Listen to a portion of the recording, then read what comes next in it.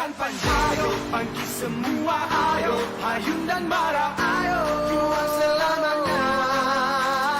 Ayo bangkit semua, ayo Hayun dan Mara, ayo juang selamanya. Ayo bangkit semua, ayo Hayun dan Mara, ayo juang selamanya. Ayo bangkit semua, ayo Hayun dan Mara, ayo juang selamanya. Kawan ayo, ayo, ayo, Judike, tempo dan rempah, ayo, ayo, Judike, ayo bangkit semua, ayo Hayun dan Mara, ayo juang selamanya. Ayo bangkit semua, ayo Hayun dan Mara, ayo juang selamanya. Ayo bangkit semua, ayo Hayun dan Mara, ayo juang selamanya. Ayo bangkit semua, ayo Hayun dan Mara, ayo juang selamanya. Ayo, ayo,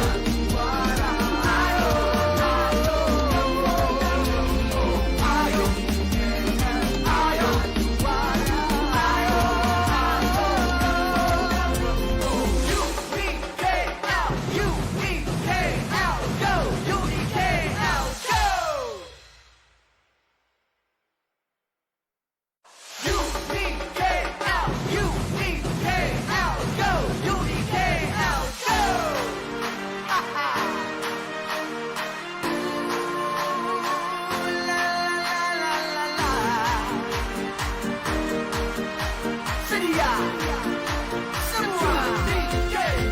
Ayo bangkit semua, ayo Hayun dan Mara, ayo juang selamanya. Ayo bangkit semua, ayo Hayun dan Mara, ayo juang selamanya. Bila mangsanya sorakan bergema gelanggang, gempita kejayaan bersama. Tidak kau gentar, tidak kau serah semangat, membara kemenangan tercipta. Lakarlah sejarahmu, urung tata yang satu. Teguh walau gemuruh, lawan pantang ditawan. Oh kibarkan panjang, ayo bangkit semua, ayo Hayun dan Mara, ayo juang selamanya. Ayo bangkit semua, ayo Hayun dan Mara, ayo juang selamanya. Ayo bangkit semua, ayo Hayun dan Mara, ayo juang selamanya.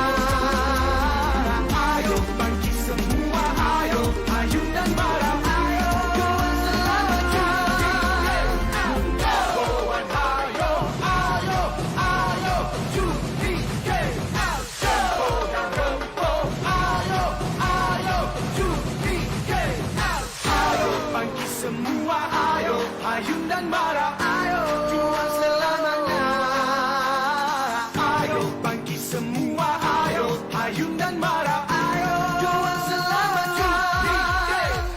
Ayo bangkit semua, ayo Hayun dan Mara, ayo juang selamanya. Ayo bangkit semua, ayo Hayun dan Mara, ayo juang selamanya.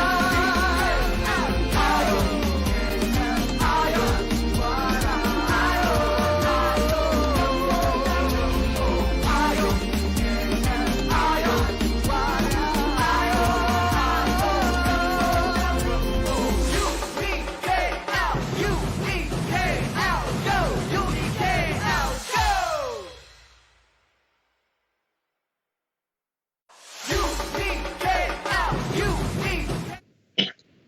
Bismillahirrahmanirrahim. Assalamualaikum warahmatullahi wabarakatuh dan salam sejahtera kepada semua.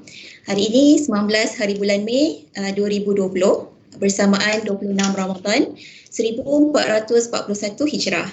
Kembali kita bersama kampus UNI KL MISET, Malaysian Institute of Chemical and Bioengineering Technology.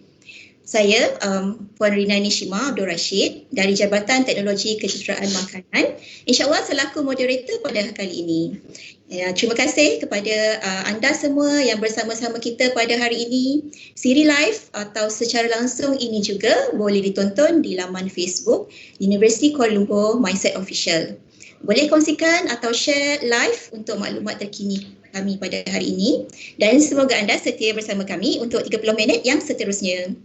Okey, jadi tajuk kita pada hari ini Embracing Food Innovations atau menghayati inovasi makanan. Tajuk yang menarik untuk kita bincangkan, dan yang paling penting bersama-sama saya pada hari ini 3 tetamu istimewa yang kita bawa ke siaran langsung Facebook. Jadi saya perkenalkan yang pertama Dr. Khairul Faizal bin Fa'i selaku pensyarakanan di Jabatan Teknologi Kejuruteraan Makanan Uniki Al-Mindset. Seterusnya, Dr. Khairul Faizal macam mana? Sihat? Alhamdulillah? Alhamdulillah. Alhamdulillah. Okey, seterusnya kita juga ada seorang yang sangat berpengalaman dalam bidang industri makanan dan juga bekas pensyarah ya di Uniki Al-Mindset sebelum ni, Encik Ramli Man. Encik Ramli Man, apa khabar? Khabar baik. Encik Ramli Man berada di Bangi kan? Ya, betul. So kita walaupun jauh di mata, dekat di Facebook hari ini. Dan yang paling penting akhir sekali kita bawakan juga seorang alumni kita dari program Teknologi Kejuruteraan Makanan, Cik Faizatul Hamid, yang kini bertugas sebagai Quality Assurance Executive di Kellogg's Asia Product Malaysia. Tahniah Cik Fiza. Saya panggil Fiza ya? Ya, Pak. Just panggilan mesra. Fiza.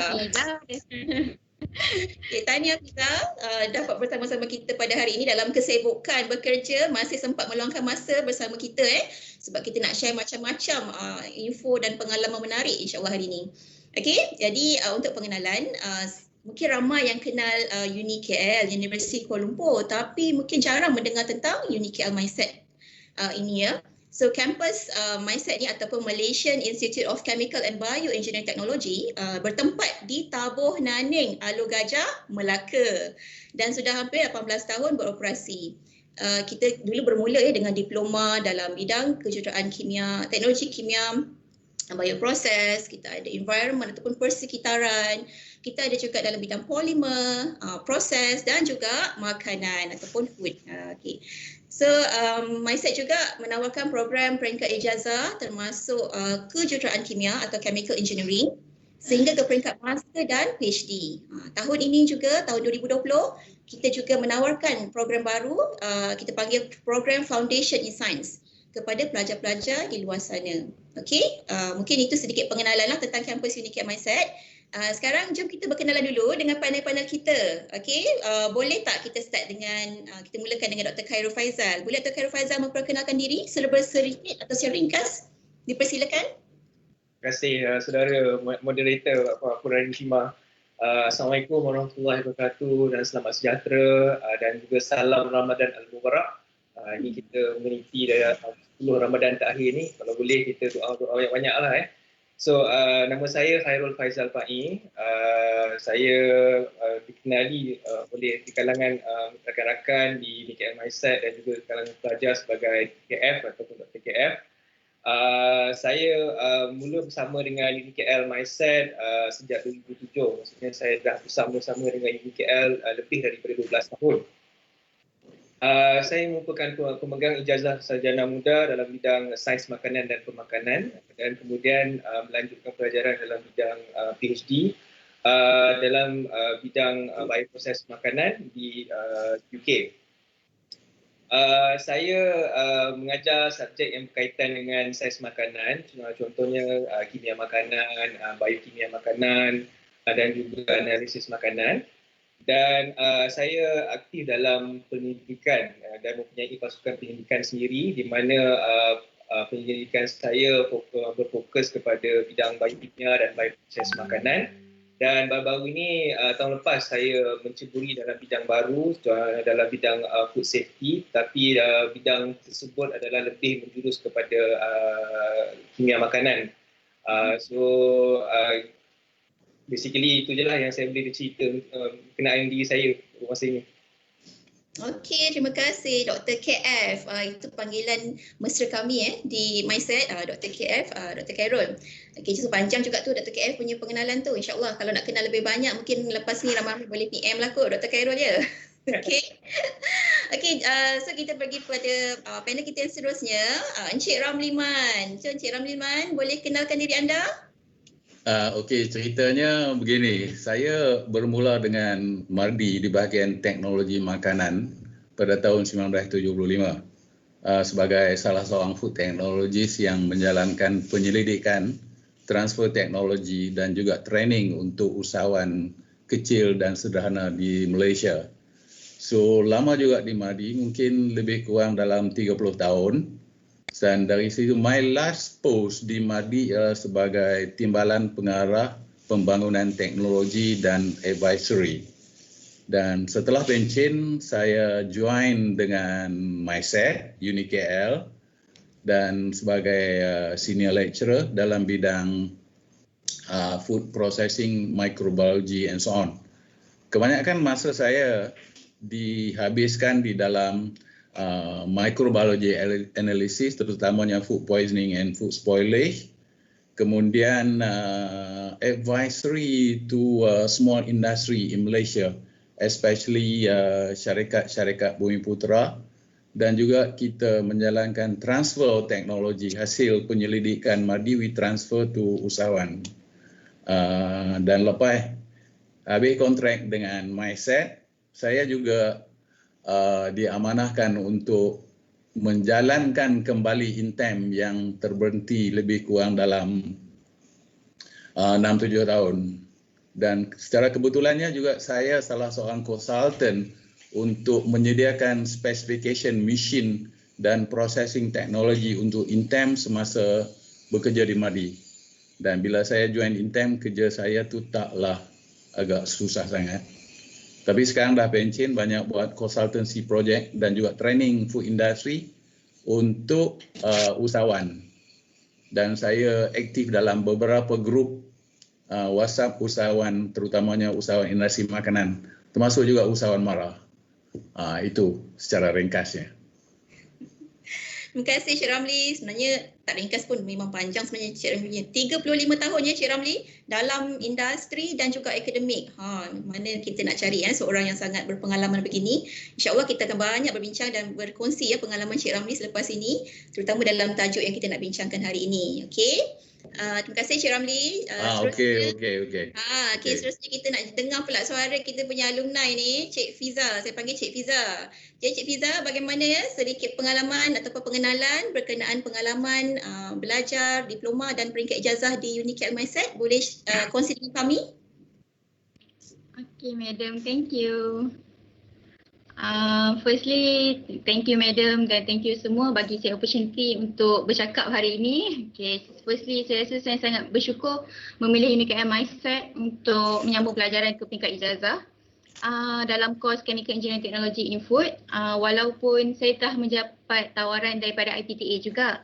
So basically saya mulakan pengajian di UniKL Mindset pada 2015 dan tamat pada 2019 iaitu tahun lepas. Dan saya telah menjaya dapat pekerjaan selepas 2 minggu tamat pengajian, iaitu saya tamat pada bulan Jun dan saya dah masuk bekerja pada Julai 2019. Basically for me, saya bukan student pure science. Before this I'm student polytechnic, so saya pilih untuk masuk UniKL. Dan for me it's little bit tough lah untuk course food engineering sebab saya bukan background sains tulen kan. Tapi environment UniKL sangat positif, lecturer sangat banyak membantu, even though saya pernah gagal untuk satu paper waktu semester 2, subjek CBP core gila, saya tak tahu. Totally memang out lah. Lepas tu walaupun saya gagal, saya macam pergi jumpa lecturer dan lecturer tak give up dengan saya walaupun saya dah gagal dengan E dia, tapi lecturer Mindset sangat positive feedback. Sudi bantu dan saya dapat lulus dengan lebih baik dan bantu lagi ramai kawan lah. So, big opportunity lah walaupun gagal, lepas tu saya bangkit balik. Walaupun saya bukan student pure, tapi lecturer mindset tak pernah pandang awak pure ke, awak as mindset ke, tak. Dia pandang semua sama dan keep membantu kita as student. So thank you to all lecturer, sangat-sangat appreciate tu. Seriously saya gagal tu, saya cerita waktu saya interview. Saya pernah gagal, lecturer bantu dan saya bangkit balik dan saya lulus dengan baik dia. Thank you sangat untuk semua lecturer. Okay. Soon, okay. Madam, boleh I share something kejayaan saya sepanjang dekat UniKL? Okey, boleh teruskan. Okay, thank you. So untuk information, waktu final year saya ada join 3 program. Saya dapat pergi UMP untuk innovation competition di bawah tajaan MARA, 100% MARA yang bayar. Saya tak keluarkan sikit pun modal. Dan memang kami alhamdulillah berjaya dapat civil award. Next, lepas tu saya dapat lagi satu peluang untuk business pitching. Dan alhamdulillah memang rezeki dapat best potential idea products dan dapat RM500. Dan last sekali competition yang saya join adalah URCE untuk final year project dan alhamdulillah lah saya dapat sagu hati. Mungkin tak apa fokus kot time tu. Okay, itu je kejayaan. Itu antara kejayaan dan kenangan manis saya dekat UniKL. Memang best lah. Thank you. Terima kasih Fiza. Tahniah. Itu hasil kita berusaha kan. Saya memang tertarik dengan latar belakang Fiza tadi. Walaupun Fiza kata Fiza bukan daripada bidang sains, pure science. Jadi Fiza mampu buktikan kan kemampuan Fiza tu untuk berjaya dalam bidang teknikal macam ni. Jadi tiada yang mustahil. Hendak 1000 daya, tak nak 1000 dalih.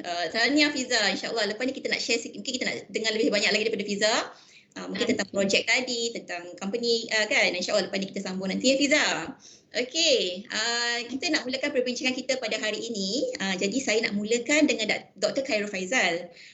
Dr. Khairul Faizal, boleh tak Doktor berkongsi serba sedikit atau secara ringkas tentang program teknologi kejuruteraan makanan yang ditawarkan di UniKL Mindset? Mungkin apakah kelebihan atau kekuatan program makanan kita ni untuk kita tawarkan kepada para pelajar? Dipersilakan. Alright. Sebelum saya jawab soalan tu, Madam Moderator, saya rasa saya bagi sedikit mukadimah tentang industri makanan. I think industri makanan tu perlu difahami kalau kita venture di dalam program kejuruteraan makanan ke ataupun program-program yang ditawarkan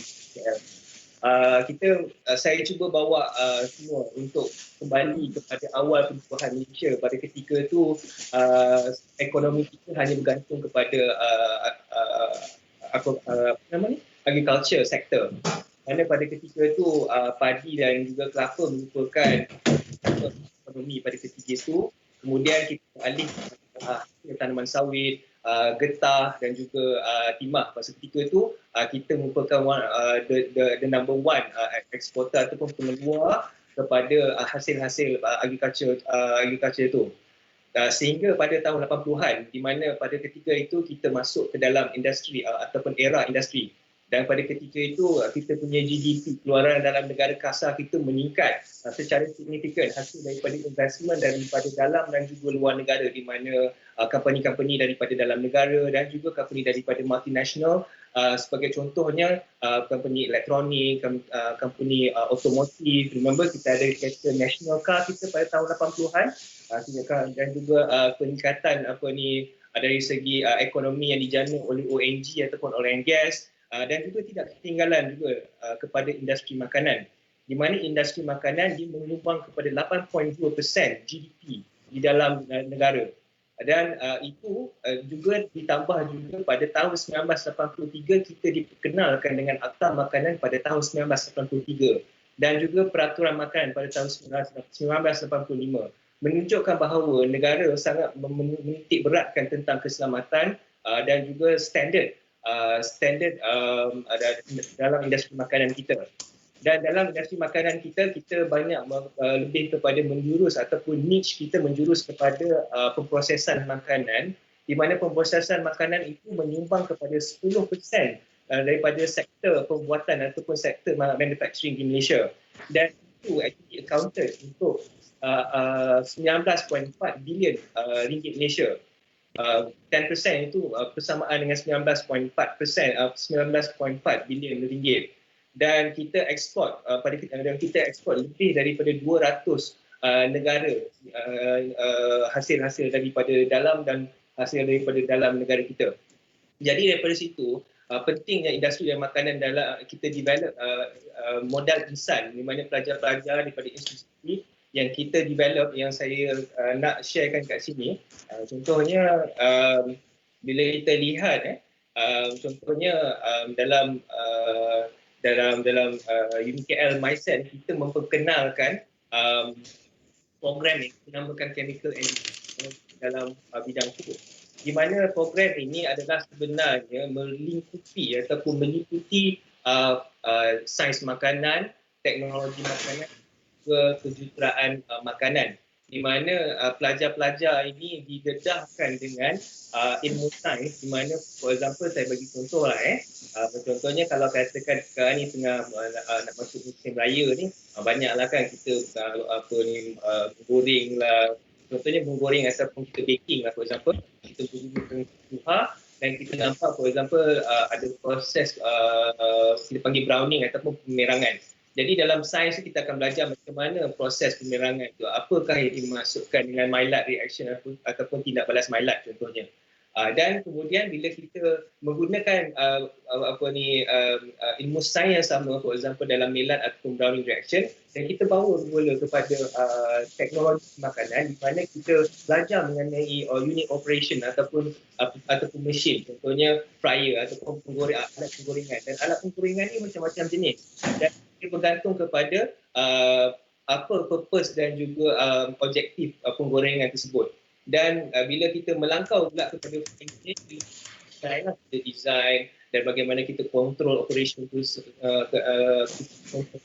of frying and so on. So daripada situ kita nampak ada satu gap di mana kita sebagai engineering technologist mengisi gap di antara food science and technology dan juga food engineering. Jadi engineering technology dalam food ni adalah sangat penting dan mereka yang dan contohnya for example alumni kita Cik Faizah sangat beruntung kerana ilmu yang diberikan dan program structure yang kita set up untuk engineering teknologi dalam food ni memang bertepatan dan sangat mendapat perhatian dalam industri.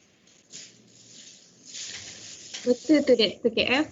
Even though saya dah masuk industri, bila saya cakap saya ambil chemical engineering, diorang macam kagum lah sebab bukan semata-mata food, tapi kita juga terlibat dengan untuk chemical engineering. So bila masuk line, bila orang tanya ni kita ada jawapan sebab kita ada basic knowledge. So sangat membantu. Besides that, food engineering bukan semata-mata untuk department quality. Even though saya adalah QA, walaupun saya QA bahagian food safety, tapi department lain pun kita still boleh invoice, contoh improvement design.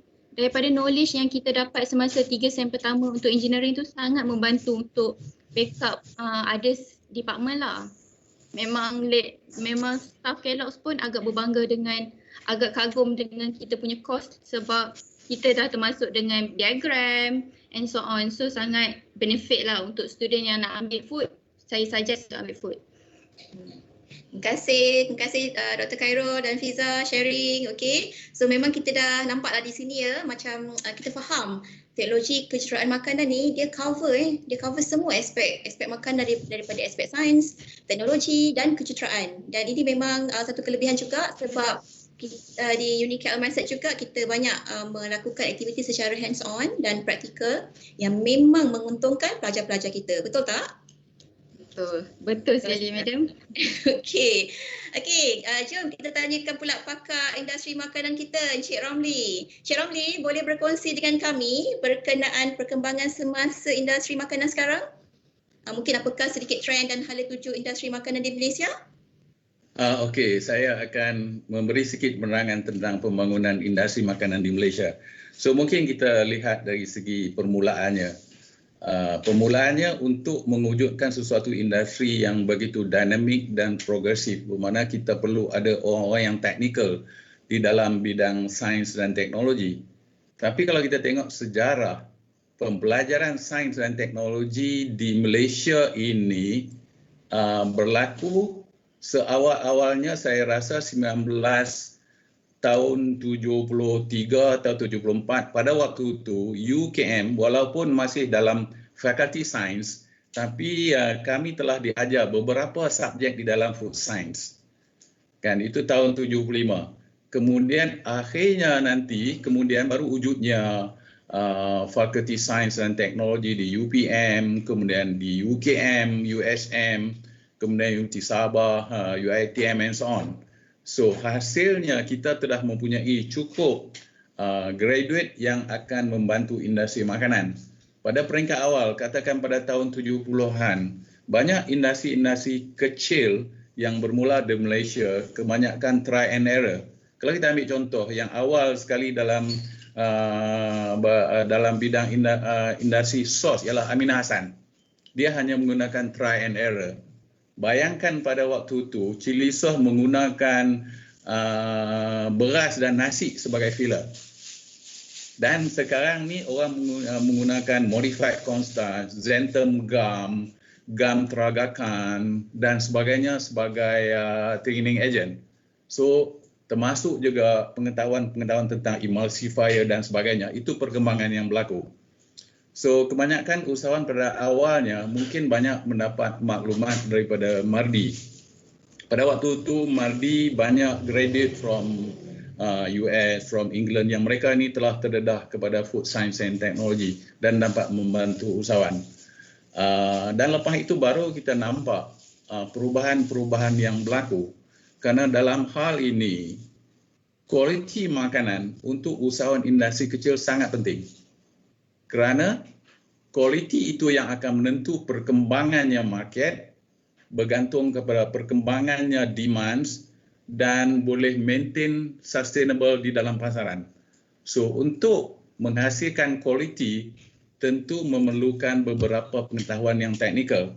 Walaupun usahawan sekarang yang bukan background dalam food, mereka telah mengambil ramai pekerja-pekerja yang ada background food science, technology and so on. Dan trend yang paling popular saya rasa yang baru wujud pada akhir-akhir ini ialah retort pouch. Walaupun kalau kita tengok retort pouch ini bermula di Mardi pada tahun 1984 dan pada waktu itu tertubuhnya Dewina Food. Dan ramai usahawan yang datang ke Mardi kebanyakan tidak mampu. Untuk membeli retort dan packaging machine memerlukan hampir 2 juta ringgit. Jadi tentu usahawan industri kecil tidak mampu. Dan entah macam mana, akhir-akhir ini saya mempunyai sedikit idea bagaimana modifiedkan retort yang biasa itu untuk dijadikan retort pouch. Dan bila saya cuba, rupanya ini memberi satu peluang kepada usahawan kecil di mana mereka boleh invest hanya membeli RM25,000 retort pouch. Dan mereka boleh start buat production rendang dalam pos yang boleh tahan 2 tahun, buat kopi Zuzu, kopi tarik yang boleh tahan 2 tahun dan mereka sangat excited dengan produk-produk tersebut.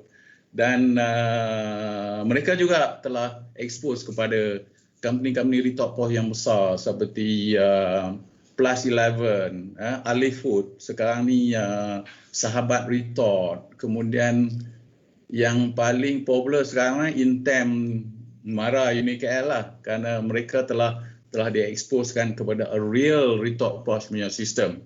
Dan daripada mereka telah membuat beberapa produk dan benda pokok yang selalu mereka highlightkan ialah tentang quality.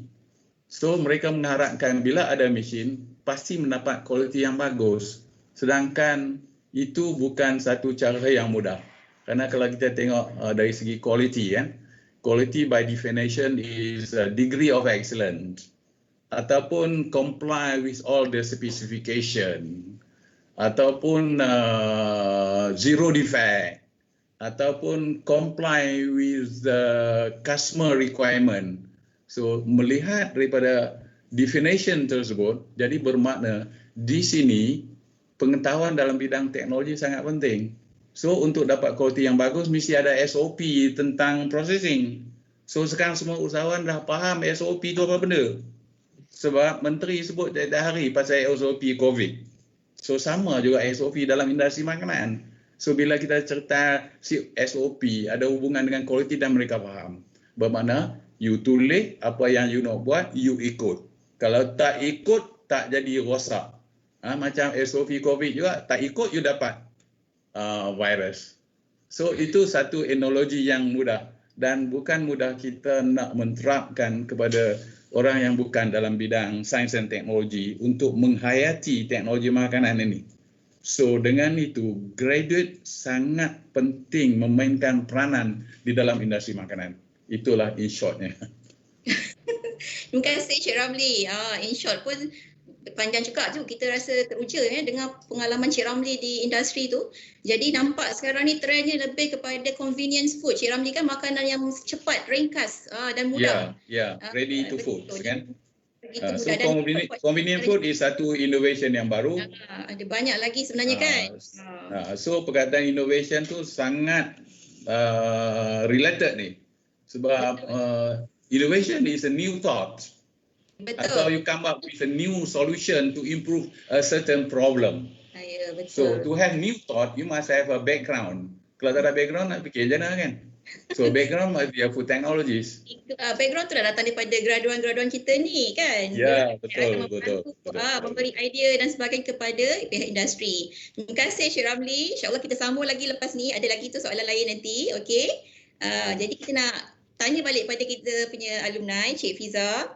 Jadi Cik Fiza boleh tak share sikit pengalaman Cik Fiza selama menjalani ladang industri dahulu dan bagaimana program di Mindset ni, Unique Mindset relevan dengan bidang tugas Cik Fiza sekarang dan juga di industri. Dipersilakan Cik Fiza. Okey madam, saya memulakan intern pada tahun lepas iaitu Januari 2019 di Faizah Marketing sebagai R&D team dan juga QC. Sejujurnya pembelajaran di UniKL Mindset sangat membantu saya sepanjang tempoh intern kerana banyak yang saya belajar di UniKL, saya dapat comply di tempat intern. Contoh, bila kami SR&D team dapat task untuk buat survey kekurangan dan kelebihan company. So based on our FYP, kita dah terbiasa dengan survey. So kita tahulah app apa yang sesuai dan kita berjaya untuk menjalankan survey tu dan mengenal pasti kekurangan, kelebihan, persaingan, kompetitor untuk tempat intern lah. Dan next, as a R&D team, kami juga dapat task untuk buat produk baru dan alhamdulillah tempat intern memang menerima baik idea-idea yang telah diberikan dan sedang meneruskan R&D untuk dipasarkan. So daripada base idea dan basic knowledge yang kami ada, kami mencipta resepi-resepi baru. So dan daripada knowledge itulah yang kita dapat complykan menjadi satu produk. So next, untuk pengetahuan semua, sekarang saya telah bekerja selama mostly 10 bulan. Bulan 7 ni cukup setahun saya bekerja di Kellogg as QA Executive. So mostly ingat kalau Kellogg je mesti cereal, right? Mesti ingat cornflake, tak. Itu je lah kita tahu kan. Tak. Untuk Kellogg Malaysia, kita menghasilkan cereal, kita menghasilkan Pringles. So kita supply dekat Asian, kita supply kat Australia, Brazil dan banyak country lain lah. So bukan untuk Malaysia sahaja, kita supply untuk Asian juga. So memang company yang established lah, bersyukur saya mendapat kerja di sini, tak sangka jugalah. So basically saya boleh katakan saya on track lah, saya student food dan saya dapat bekerja di department food tech juga. So for sure lah, knowledge yang sepanjang saya belajar di UniKL sangat membantu. For example, walaupun saya QA, saya perlu masuk line, saya perlu duduk di production line untuk mengetahui production, untuk mengetahui food safety and so on. So bila kita terlibat dengan machine, so kita kena pastilah sebab during di Mindset kita ada subject instrument. So kenal lah mana satu valve, mana satu pressure gauge. So tak adalah nampak macam student food sahaja sebab kita ada basic engineering. So sangat-sangat membantu. Dan juga di Kellogg saya mendapat task untuk menjadi one of trainer untuk food quality department. So mostly every week kita akan bagi training lah. So apa yang daripada mana saya dapat keberanian adalah bila kita as student kita perlu present. kita perlu untuk bersedia untuk memberitahu kawan-kawan, untuk present apa subjek ni, dan sebenarnya itu memberi keyakinan diri yang lebih tinggi kepada saya untuk membiasakan diri. So as a trainer, so kita perlu berani, kita perlu memahami, dan daripada segi presentation alhamdulillah lah okey, dan saya berjaya untuk memberi presentation di hadapan orang ramai macam 70, mungkin 30 orang sekali training. So daripada mindset kita dah di-train untuk berani, bila kita keluar pun kita akan biasa, benda tu dah normal for us sebab kita dah biasa dalam kelas yang jumlah dewan kuliah yang besar. So bila present depan orang pun kita dah biasa. So dia membentuk confidence level yang sangat tinggi lah, membantu sangat-sangat untuk saya as a trainer. Lepas tu alhamdulillah selepas 7 bulan bekerja saya mendapat satu award, The Generation Award daripada Kellogg's, dan juga mendapat komen yang baik lah daripada auditor luar yang datang buat inspection dekat Kellogg's. Dan bila saya bersembang dengan leader auditor dari Kellogg Asian, dia sangat macam excited bila kita cakap, oh saya chemical engineering technology. Wow, dia macam impressed lah dengan kita, bukan sahaja food tapi kita juga complete with chemical engineering.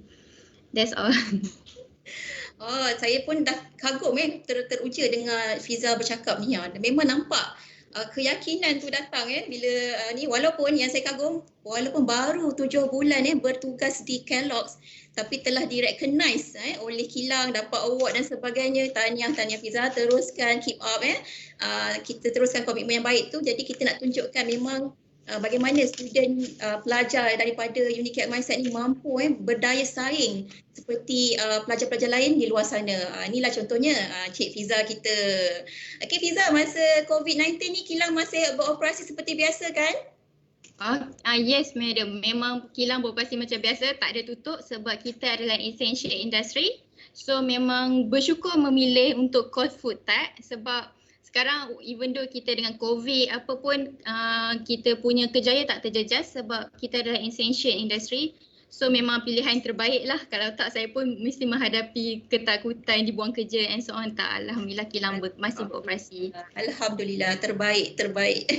Saya tertarik tu memang saya pun setuju sangat. Bidang makanan ni memang satu bidang yang tidak mudah terjejas walau apa juga situasi ekonomi negara. Hatta sebagai contoh ketika pandemik COVID-19 ni, industri makanan tetap tidak terjejas.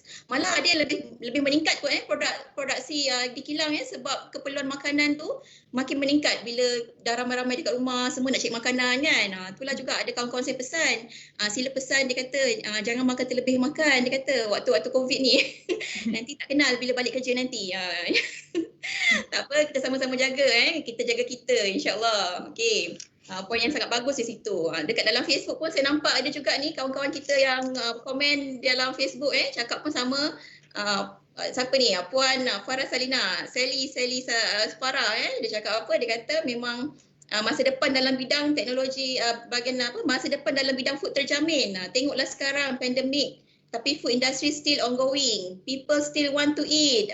Betul tu Cik Sally. Okey. Okey, kita teruskan dahulu. Sambil-sambil tu boleh bagi like, bagi love dan komen di Facebook kita. Okey.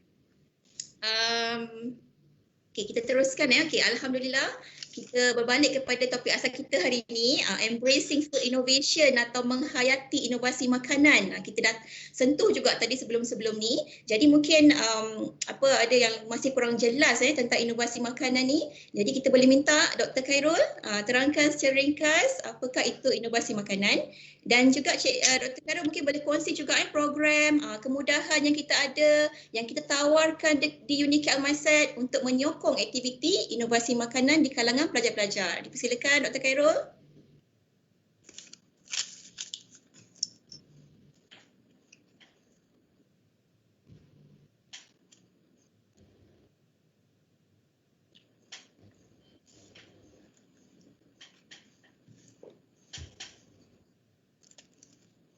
Dr. KF, anda masih di sana?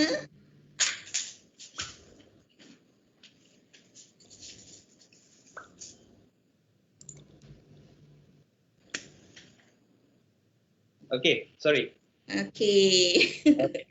Okey, jadi untuk inovasi makanan ni, bahasa yang paling mudah sekali yang saya boleh katakan adalah sebenarnya berkaitan dengan pembaharuan ataupun pembetulan. Jadi dari segi pembaharuan ataupun pembetulan dalam industri makanan atau produk makanan, bukan sahaja produk lah, maksudnya bergantung kepada perspektif tertentu lah. Okey, jadi bila kita bercakap tentang inovasi makanan, kita pasti akan menyentuh dari segi konsep kualiti dan juga keselamatan makanan.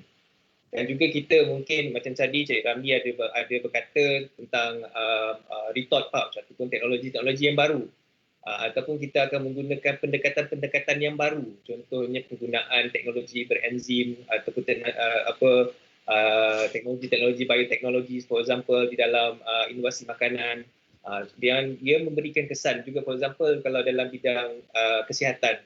Contohnya sekarang ni people agak concern dengan kesihatan diri dan apa yang perlu dimakan dan bagaimana untuk menjaga kesihatan diri. Contohnya, for example, konsep probiotik juga, probiotik ataupun prebiotics.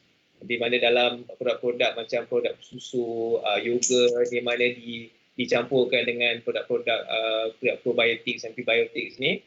Ini adalah juga salah satu inovasi dalam makanan. Salah satu lagi dalam inovasi makanan, for example, bila kita bercakap tentang safety, for example, saya mengambil contoh lah dalam Maillard reaction ataupun dalam proses brownie. Bila kita menggoreng makanan, bila kita menggoreng makanan tu, kita akan melihat dari segi kimia ni berlaku perubahan, dan perubahan tu menghasilkan perubahan kimia tu menghasilkan byproduct. Dan byproduct ataupun produk sampingan itu memberikan kesan, for example, kesan karsinogenik atau memberikan kesan yang boleh membawa kepada kanser. Dan inovasi seperti, for example, teknologi berenzim, di mana enzim ni akan digunakan untuk merendahkan dipanggil kadar penghasilan produk yang karsinogenik tu. Itu adalah juga salah satu daripada innovation peringkat tinggi. Dan selain daripada itu, kita melihat dari segi market demand. Market demand ni contohnya semudah-mudah seperti goreng pisang cheese. Itu juga adalah satu inovasi. Inovasi makanan di peringkat di mana kalau kita tengok kat shelf, kita akan nampak penggunaan cryogenic freezing ataupun penggunaan liquid oxygen, for example, liquid CO, liquid carbon dioxide, for example, di mana dia menggunakan elemen sains atau elemen food science dalam penyediaan makanan. Itu juga adalah satu perspektif yang agak menarik. Dan dari segi support di dalam UniKL, di dalam UniKL Mindset, for example, kita ada program-program yang, for example, dari segi halal. Ini adalah satu market demand yang agak besar. So dalam halal ni market demand yang agak besar, di mana kita di universiti mengambil peranan yang besar lah, di mana kita menghasilkan halal eksekutif melalui halal eksekutif program. So ini program ni kita spearhead dan being spearhead diteraju oleh Dr. Maman.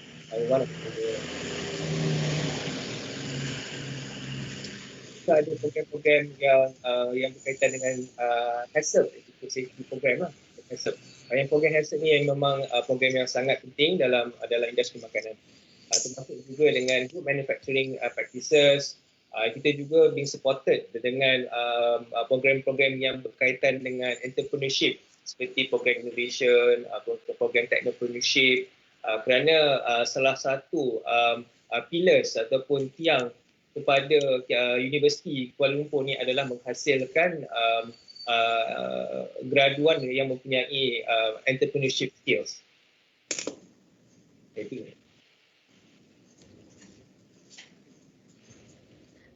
Betul Dr. KF, saya setuju sebab with innovation, even though saya bekerja kilang, sekarang pun saya masih lagi keep nak sambung saya punya projek FYP. Semoga jadi kenyataan lah untuk jadi business woman in the future.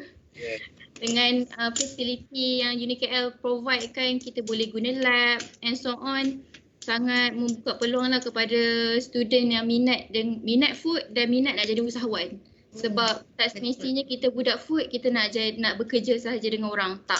kita pun boleh membuka peluang kerja. Contohnya kita yang adalah owner, kita lah businesswoman, kita lah businessman yang memberi peluang kepada orang pula bekerja dengan kita. Sebab kita ada basic pengetahuan tentang innovation, kita ada basic pengetahuan tentang proses, dan kita juga di-train semasa semester, saya tak ingat semester berapa, ada 2 subjek subjek business yang kita patut ambil, dan memang bagi basic knowledge yang sangat function lah. Sebab even though saya FYP pun saya dengan Serazak, dia sangat tekan ke mana nak pasar, dengan siapa kita nak cari. Benda tu sangat benefit untuk us lah. Yang berminat untuk menjadi businessman should be join UniKL. Betul, setuju. Kita dah buat, kita panggil under one roof, semua ada dalam satu tu. Tak lagi fikir nak cari tempat lain kan. Daripada technical sampai business sampai administration, pengurusan semua dah pun di cover dalam subjek pelajar-pelajar di UniKL Mindset. Jadi memang peluang yang sangat baiklah untuk pelajar di sana. Kalau nak tengok kan macam mana yang terbaik, mungkin ini antara pilihan yang ada lah. Okey, terima kasih Dr. Khairul. Fiza juga sharing sedikit tadi. Kita nak balik pada Cik Ramli. Cik Ramli masih di sana? Oh ya. Okey, Cik Ramli. Cik Ramli, saya dengar Cik Ramli kan. Macam mana Cik Ramli Cik Ramli melihat kolaborasi ni antara pihak industri makanan dengan pihak universiti mampu menambah baik penghasilan produk makanan, terutama dalam inovasi makanan yang baru dan bermutu. Mungkin Cik Ramli nak juga kongsi pengalaman juga dulu kot, ada pengalaman berkolaborasi dengan Mindset. Banyak pengalaman ni. Banyak pengalaman. Dia kita tengok collaboration di antara universiti dan usahawan makanan, dan kadang-kadang peranannya yang paling besar dimainkan oleh Kementerian Pengajian Tinggi, di mana mereka pada beberapa tahun yang lalu hingga sekarang telah mewujudkan satu projek namanya PPRN, bermakna collaboration di antara semua pensyarah di seluruh Malaysia, di mana menyelesaikan masalah industri kecil dan sederhana di Malaysia. So saya dengan Dr. Khairul mempunyai pengalaman involved dalam projek ini, di mana kami telah dapat projek sebanyak 3 syarikat untuk selesaikan masalah mereka, dan saya bersama seorang pensyarah lagi, Cik Azrim, dapat lagi 3 projek, so total lebih kurang 6 projek. So kami manage to solve the problem dengan cara yang paling mudah. So saya bagi satu contoh, ada satu usahawan yang dah sangat lama di Kota Baru. Dia telah mewarisi daripada bapaknya buka sejak tahun 80-an dulu, tiba-tiba dia ada masalah. Masalahnya simple saja, dia cerita dia masak sos kadang-kadang cair, kadang-kadang pekat. Apa masalahnya? So bila sebut macam tu, kalau kita bawa pergi ke makmal pun kita susah nak solve problem. Sebab dia kata resipi tak tukar masak tak tukar, mesin tak tukar, tapi kadang-kadang. Itu yang Piramli cakap tu, kadang-kadang jarang-jarang tu. So jadi bila ada masalah macam tu, kita harus pergi melihat kilang tersebut. Dan bila kita melihat ke situ, kita harus duduk kat situ tengok bagaimana dia buat production. So bila kita duduk kat situ, kita realize bahawasanya dia punya mixing semasa memasak itu, the heat distribution dan heat transfer is not that efficient because not a good quality of the cooker. So kalau kita ambil jalan mudah, kita kata tukar je cooker. So tukar cooker cost you about 300,000. So I don't think they have money. So kita punya idea to solve the problem is penniless, tanpa sebarang perbelanjaan. Dr. Khairul mesti ketawa tu. So apa yang kita tengok, bila mixernya berputar, dia jadi macam hula hoop. Dia bukan create a turbulent or mixing. So kita tengok kat situ, kilang dia ada pump yang sedut sos yang dah masak, transfer to the filling machine. So kita guna pump yang sama, we recycle, masuk balik dalam cooker. So jadi cooking and mixing heat transfer is very efficient and solve the problem. As simple as that. Or free investment. So itulah salah satunya inovasi yang kita buat. So satu lagi yang kita tengok ialah masalah kopi. Syarikat kopi di Kelantan, dia buat kopi tradisional, kemudian dia keras. So dari segi sains kita tahulah kalau keras, coffee is very high gross coffee. Dia akan absorb udara. relative humidity di Malaysia itu close to 100 tu reabsorption into coffee, kemudian dia jadi keras. So apa yang kita suggest, kita kata tak payah buy a new machine, kita kata you do the packaging inside the aircon room and pasang dehumidifier yang kosnya harga baru 4,000. So dia pasang 2 humidifier dalam aircon and then the air is very dry. After packing, solve the problem. So a very cheap problem solving. So lagi satu syarikat dia buat Cilibo. Cik Khairul pun involve kat Cilibo tu. Dia kata dia masak, dia buat, dia rebus, dia apa semua rosak juga. So dalam food science dan food technology kita belajar food spoilage, food poisoning ada hubungan dengan pH of the product. If the pH product low, the product is acidic, you suppress, you inhibit the growth of spoilage bacteria. So apa yang kita buat, we put citric acid with the cuka makan biasa, we reduce the pH, we seal into plastic and we put in boiling water. So vegetative cell bacteria mati, spore bacteria yang survive cannot grow, cannot multiply because the low pH. We solve the problem. Tak payah buat research. Itu beberapa innovation yang pernah kita buat lah. So kalau kita tengok beberapa new technology yang mungkin akan datang ke Malaysia ialah pertama sekali is high pressure processing, di mana tidak menggunakan high temperature, then we can produce vitamin C.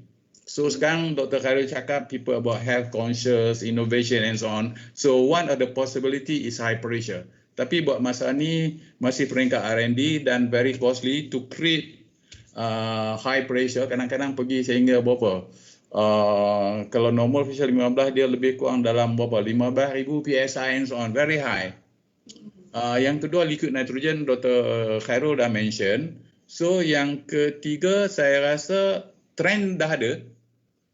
Tetapi kita masih takut gamma radiation. Di mana menggunakan gamma radiation, we destroy all kind of bacteria. Benda tu jadi sterilized dan tekniknya sangat mudah. We do the cooking, masuk dalam bag, you put in the carton, you pass carton through gamma radiation, the product is sterile. Sekarang digunakan untuk surgical equipment, glove, needle and so on. So jadi usahawan masih takut-takut kerana dia takut jadi cancer because of nuclear and so on. Actually it's not true. Because yang keluar hanya radiation, the product tak jadi radioaktif, hanya kill the bacteria. Cuma precautionnya, safety-nya sangat ketat, takut benda ni bocor. So that is a few trend. Kerana ada beberapa usahawan yang sebut macam-macam kat saya. Jadi saya kata this is investment and the technology. Kalau kita tak well-versed, jangan cuba benda ni. Itu ceritanya. So the possibility akan ada. Sebab kalau tengok kat overseas pun, gamma radiation telah banyak digunakan di dalam industri makanan. Kalau US tu, tentera semua makan gamma radiated food punya. Dia bawa naik ke bulan pun gamma radiation punya food product. So that is a few trend dan agak jauh sangat usahawan kita nak pergi. So biar usahawan kita concentrate dengan existing product, improve the technology, improve the QA, improve the QC. And belajarlah dengan cara yang mudah dengan attending a few short courses. Kadang-kadang setengah usahawan tu umur dah 60, nak masuk universiti pun dah lewat dah. So attend a few short courses. So lepas ni mungkin UniKL mindset buat a few short courses untuk macam kelas dewasa zaman dulu. Memang kita ada perancangan tu Syed Ramli, memang kita banyak buat short courses. Bukan kelas dewasa sebab daripada soalan-soalan yang mereka tanya itu menunjukkan we have to do something. Contohnya, kenapalah air tebu saya rosak? Kan kita nak cerita panjang. Bila kita cerita, kita sebut UHT 3-4 juta. Mereka tak mampu. So mereka tanya, ni ubat tahan apa nak pakai? Saya kata ubat tahan yang dibenarkan di Malaysia ni hanyalah 4. Benzoic acid, sorbic acid, sulfur dioxide dan propionate acid, itu je. Yang lain dan yang tu jangan pakai. Kalau pakai confirm menyebabkan kanser. Setengah-setengah orang pakai boric acid dalam mi kuning nak bagi tahan lama. Memanglah boric acid ni, even boric acid digunakan untuk preserve rotan dan kayu. You masuk mi kuning, memanglah mi kuning jadi rotan dan kayu. So the only thing saya tak nasihat pada usahawan yang guna boric acid dulu saya beritahu, You buat pakai boric acid, you punya mi kuning boleh tahan 3-4 minggu tanpa refrigeration, dengan syarat tiap hari you makan mi kuning you sendiri. Dia tanya kenapa? Sebab supaya you cepat mati daripada consumer. Cik Ramli. Kalau you berani buat, you buat. Itu. Tapi Cik Ramli macam ni pula, Cik Ramli kalau nak bercerita ni Cik Ramli, satu hari tak habis Cik Ramli bercerita ni. so bagi contoh mi kuning. Mi kuning kan. Dulu kita duk pesan dah suruh dia orang improve. Sekali gardenia masuk semua tengah-tengah. It's very simple teknik. Tapi dia orang tak nak ikut. Sebenarnya kadang-kadang kita ni tak perlu pun kos yang tinggi, perlu yang simple aja kan. Menyelesaikan masalah. Dan saya rasa consumer pun suka juga inovasi yang simple-simple macam ni yang pernah digunakan. Terima kasih Cik Ramli, memang panjang tu. Saya rasa kena sambung siri kedua nanti lepas ni untuk Cik Ramli. InsyaAllah. Okey. Terima kasih Cik Ramli. Kita nak teruskan kepada alumni kita sekejap ni. Okey.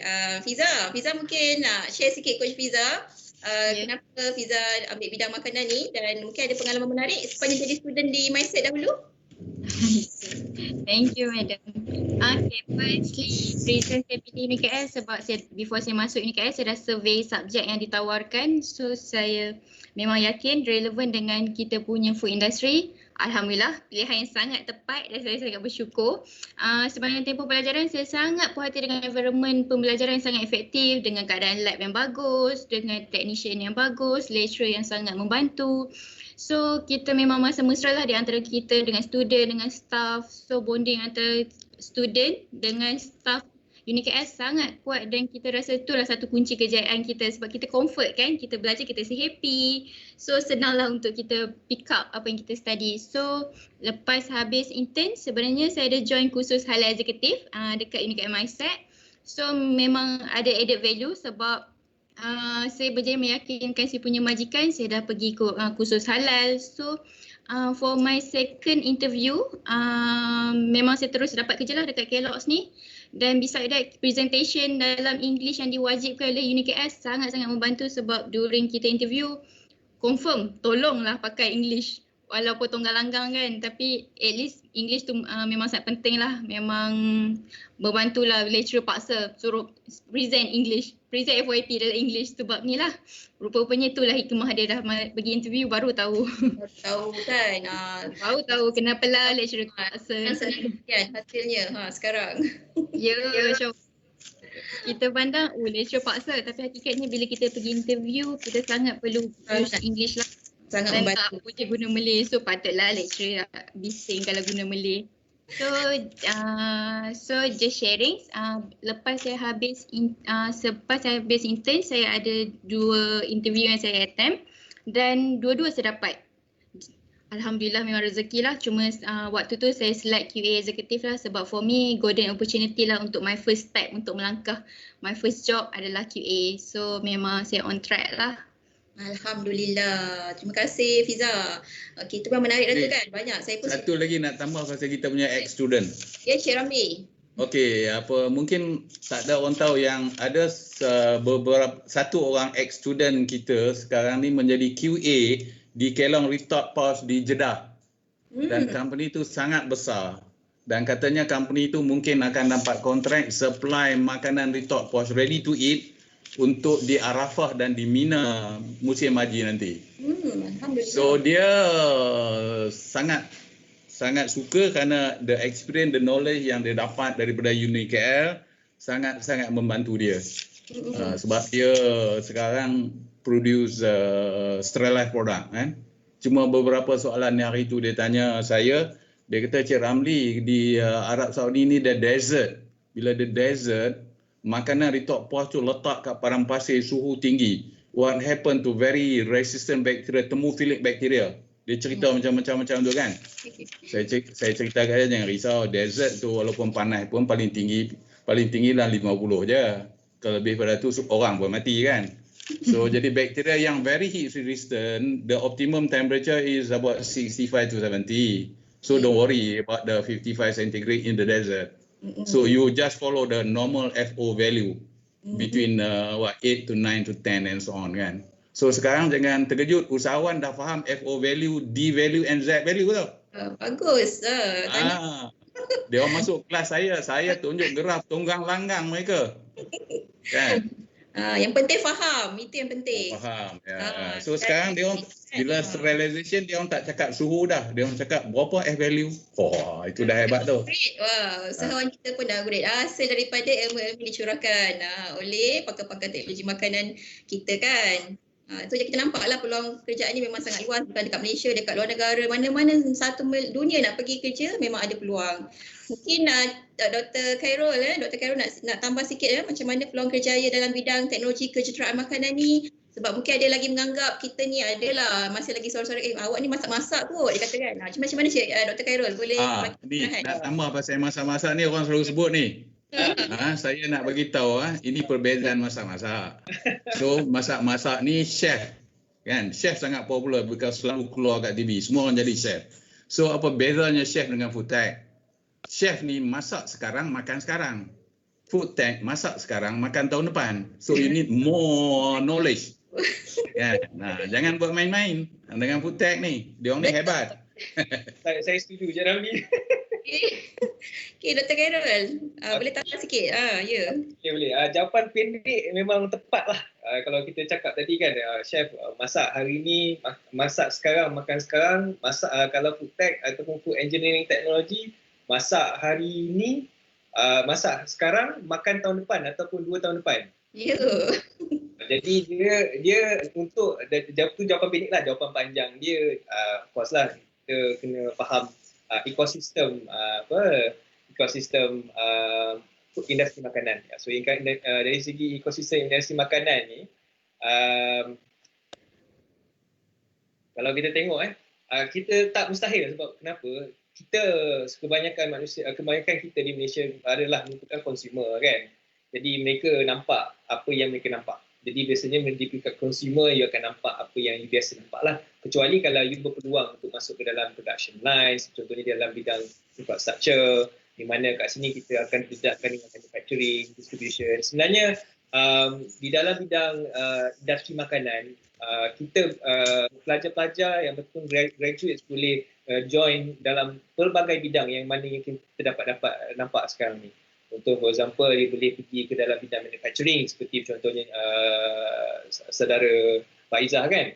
Dan dia juga boleh pergi dalam peringkat logistik ataupun di dalam bidang-bidang lain. Contohnya dalam bidang consultation, for example, consultancy, halal, for example, bagian standard, for example, ataupun dalam bidang services. Contohnya kita ada fast food chain kan, ataupun makanan restoran makan segera. Mereka juga mempunyai sistem food management yang juga berkaitan dengan program kita. Jadi pada mereka yang mana join dalam bidang kami, sebenarnya mereka peluang pekerjaan mereka sangat luas dan tidak seperti mana yang tadi diberitahu oleh Pak Izzah, dari segi bidang pekerjaan itu semua tidaklah terbatas daripada luar lingkup food saja. Maksudnya dia boleh juga pergi kepada bidang-bidang lain. Sebab kita kena faham juga kadang-kadang di dalam situasi ekonomi yang kadang-kadang berubah ni, versatility of pelajar ataupun graduate itu penting supaya dia boleh meletakkan diri dia dan adapt pada satu industri yang berbeza yang mana bersesuaian dengan program yang ditawarkan. Dan satu lagi saya nak tambah juga dari segi tadi Cik Ramli ada bercakap tentang graduate kita yang bekerja di Saudi Arabia. Sebenarnya penting untuk kita semua tahu, untuk adik-adik dan juga tuan-tuan dan perempuan tahu, sebenarnya program di UniKL MySet telah pun mendapat akreditasi daripada Board of Engineering Malaysia. So pentingnya kenapa Board of Engineering Malaysia ni sebenarnya adalah terdapat 11 negara yang menandatangani Sydney Accord, di mana Sydney Accord ni ditandatangani oleh negara-negara yang besar, contohnya di UK, USA dan kepada negara-negara yang dapat dilihat di sini lah. Dan di mana peluang pekerjaan itu tidak terhad di dalam negara dan mereka sebenarnya boleh bekerja di luar negara menggunakan degree yang mereka melalui program kita. So daripada program tersebut, saya boleh pendekkan di sini, dia boleh melalui kita akan mendapat lebih kepada job opportunity yang lebih besar lah. So I'm sure that ramai akan tanyalah apa profession yang kita boleh bekerja kan, apa pekerjaan yang kita akan buat selepas kita graduate. So antaranya adalah quality management ataupun quality assurance officers. You boleh juga bekerja sebagai food technologist ataupun regulatory affairs. For example, kita bekerja dengan Kementerian Kesihatan, kita boleh bekerja dengan JAKIM, for example. Banyak lagi regulatory affairs yang kita boleh bekerja. Contohnya MARDI pun kita boleh bekerja. Macam Cik Ramli juga pun adalah apa kan. Jadi itu adalah salah satu profession yang boleh kita consider lah. Selain lainnya tu adalah profession yang mana meliputi industri dan juga services. Terlalu banyak sebenarnya, betul Dr. Khairul. Memang terlalu luas bidang kerjaya yang ada daripada kita punya bidang teknologi kejuruteraan makanan ni tidak terhad kepada makanan sahaja sebenarnya pun. Jadi mungkin memang saya rasa kita punya pendengar-pendengar di Facebook Live pun dah dapat banyak informasi berkenaan dengan peluang kerjaya dalam bidang teknologi kejuruteraan makanan.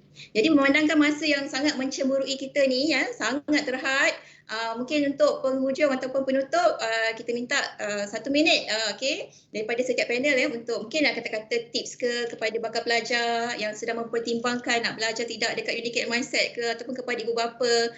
Saya persilakan Cik Ramli dulu. Cik Ramli, 1 minit. Okey. Saya bagi satu contoh, graduate in food technology yang pernah saya jumpa dan berurusan dengan saya, dia menjadi consultant HACCP dan halal. Urusan dia food technology. So sebab oleh kerana dia graduate dalam bidang foods technology and engineering, bila involved dalam HACCP, dia banyak involved dalam design of the machine, arrangement of machine, type of floor, shielding and so on. So jadi pengetahuan yang dah ada tu dia dapat convince pada banyak food industry yang telah melantik dia sebagai konsultan untuk HACCP punya certification. Kan dia juga menjadi trainer giving lecture in HACCP, GMP dan juga food handling. So itu satu bidang yang agak baru. Dan bersyukur nampak ramai anak muda yang start involved dalam bidang-bidang tersebut. Mereka ni sangat confident. Bayangkanlah you nak bagi lecture tentang HACCP, hygiene sanitation pada Kelang yang dah ada orang yang begitu berpengalaman di dalam production and so on. Jadi itu salah satu contoh yang bagus. Sekian. Terima kasih Dr. KF.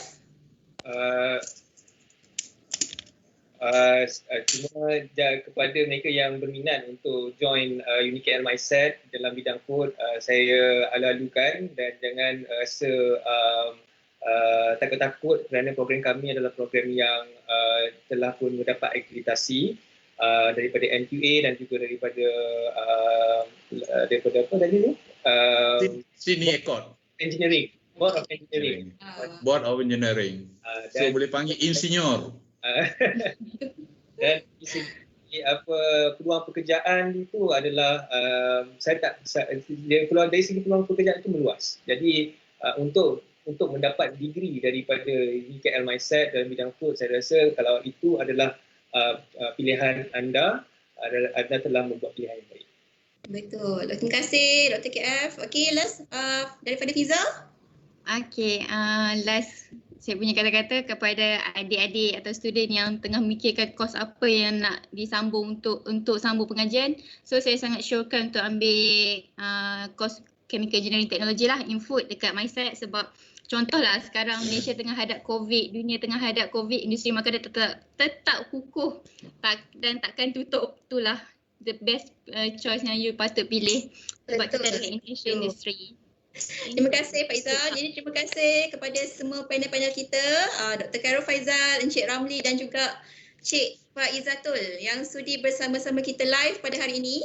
Terima kasih juga kepada anda semua yang setia menonton Unique Live sehingga tamat sesi kita hari ini.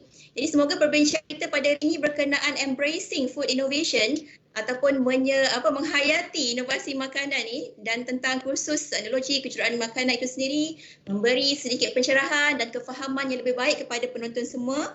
Nantikan semua sesi kita pada akan datang dengan jabatan yang berlainan pula yang akan dimaklumkan kemudian nanti. Dan jangan lupa teruskan kami mengikuti kami di laman Facebook University Kuala Lumpur Mindset dan UniKL Mindset Official di IG dan Twitter. Kalau ada sebarang pertanyaan boleh saja tekan button WhatsApp ya di Facebook UniKL Mindset dan kami boleh terus bertanya tentang apa sahaja program dan sebagainya. Jadi sebelum berakhir, saya nak ambil kesempatan juga untuk mengucapkan selamat Hari Raya Aidilfitri kepada panel-panel kita dan juga kepada semua yang bersama kita live pada hari ini. InsyaAllah walaupun sambutan kali ini agak berbeza, kita tetap raikan secara bersederhana dan kita berdoa semoga keadaan negara kita akan pulih ya dalam masa terdekat insyaAllah. Jadi stay safe and stay at home. Sehingga kita bersua lagi. Assalamualaikum warahmatullahi dan terima kasih. Bye-bye. Waalaikumsalam. Salam. UniKL, UniKL, go! UniKL, go! Ha ha! La la la la la. Sedia. Semua UniKL. Ayo bagi semua, ayo payung dan marah, ayo juang selamanya. Ayo bagi semua, ayo payung dan marah, ayo juang selamanya. Bila masanya sorakan bergema gelanggang, gempita kejayaan bersama. Tidak kau gentar, tidak kau serah semangat, membara kemenangan tercipta. Lakarlah sejarahmu, buru tata yang satu. Teguh walau gemuruh, lawan pantang ditawan. Oh kibarkan panjang, ayo bangkit semua, ayo payung dan marah, ayo juang selamanya. Ayo bangkit semua, ayo payung dan marah, ayo juang selamanya. Ayo bangkit semua, ayo payung dan marah, ayo juang selamanya. Ayo bangkit semua, ayo payung dan marah, ayo juang selamanya. Bawakan ayo, ayo, ayo, UniKL, tempo dan tempo, ayo, ayo, UniKL. Ayo bangkit semua, ayo payung dan marah, ayo juang selamanya. Ayo bangkit semua, ayo payung dan marah, ayo juang selamanya. Ayo bangkit semua, ayo payung dan marah, ayo juang selamanya. Ayo bangkit semua, ayo payung dan marah, ayo juang selamanya. Ayo,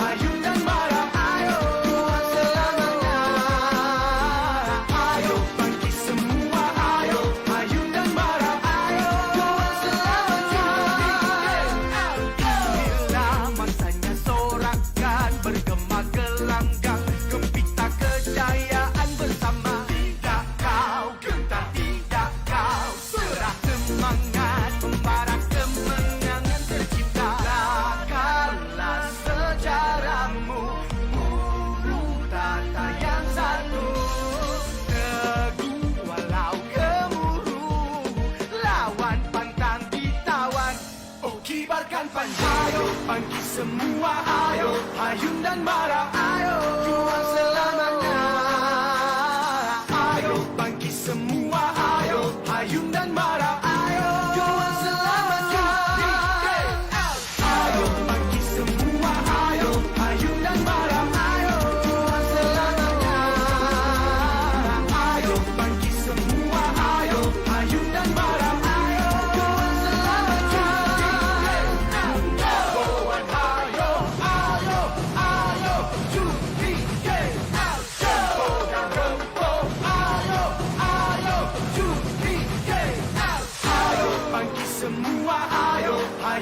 marah, ayo juang selamanya. Ayo bangkit semua, ayo hayun dan marah, ayo juang selamanya. Ayo bangkit semua, ayo hayun dan marah, ayo juang selamanya. Ayo bangkit semua, ayo hayun dan marah, ayo juang selamanya.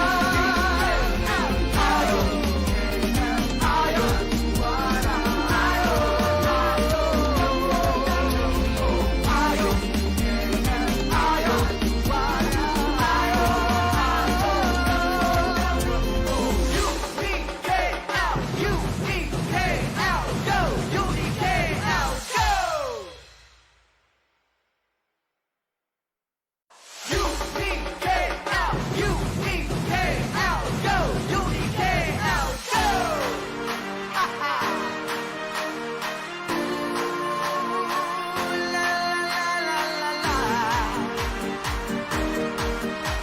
sedia semua. Ayo bangkit semua, ayo hayun dan marah, ayo juang selamanya. Ayo bangkit semua, ayo hayun dan marah, ayo juang selamanya. Bila masanya sorakan bergema gelanggang, gempita kejayaan bersama. Tidak kau gentar, tidak kau serah semangat, membara kemenangan tercipta. Lakarlah sejarahmu, burung tata yang satu. Teguh walau gemuruh, lawan pantang ditawan. Oh kibarkan panjang, ayo bangkit semua, ayo hayun dan marah, ayo juang selamanya. Ayo bangkit semua, ayo hayun dan marah, ayo juang selamanya. Ayo bangkit semua, ayo hayun dan marah, ayo juang selamanya. Ayo bangkit semua, ayo hayun dan marah, ayo juang selamanya. Kawan ayo, ayo, ayo, judi KL. Jempol dan rempong, ayo, ayo, judi KL. Ayo bangkit semua, ayo hayun dan marah, ayo juang selamanya. Ayo bangkit semua, ayo hayun dan marah, ayo juang selamanya. Ayo bangkit semua, ayo hayun dan marah, ayo juang selamanya. Ayo bangkit semua, ayo hayun dan marah, ayo juang selamanya. Ayo, ayo,